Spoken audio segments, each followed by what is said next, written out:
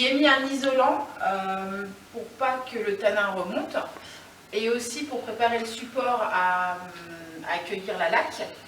Donc là, j'y ai d'abord décapé, posé mon isolant. Là, je vais venir égrener et ensuite mettre un primaire que je vais à nouveau égrener, mettre une laque et la vernir. Des choses se font avec une ponceuse, d'autres à la main, comme tout ce qui est les petites moulures. C'est tout à la main. On respecte le vieux bois, c'est très important. Toutes ces petites moulures.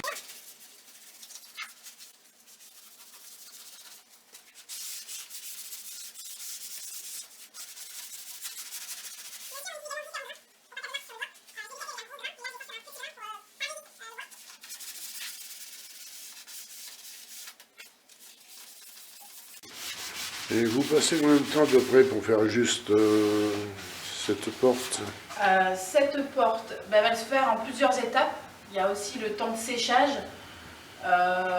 Décaper la porte en elle-même, sur la première fois, ça m'a pris peut-être une demi-heure parce qu'elle était très sale, très abîmée. Après, j'y ai appliqué le produit, recto verso. J'ai laissé sécher. En général, je m'arrange à laisser sécher la nuit. Comme ça, le lendemain, quand je reviens, comme j'ai fait aujourd'hui, je peux travailler dessus.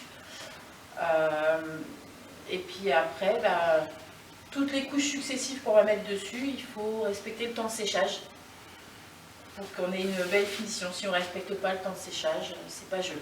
Donc il faut compter combien de temps à peu près? C'est par jour ou bien Là, sur cette armoire, ça fait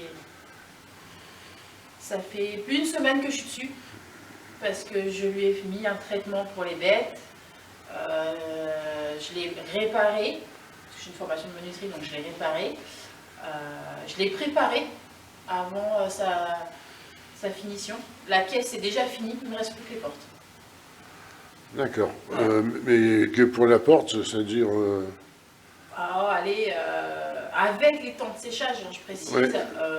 Il y a 2 jours de travail. Bien, et c'est plus long, les temps de travail, le temps de séchage, c'est plus long en fait. Bon, dans ce cas-là, je fais autre chose, hein. J'attends pas que... ça, c'est une armoire que des clients m'ont amenée il y a un petit mois. C'est une armoire en noyer, 2 portes, un tiroir. Et ils sont passés devant ma vitrine, ont vu les finitions que j'ai fait en alu patiné et fait métal. Et désirer la même chose sur cette armoire qui a une centaine d'années.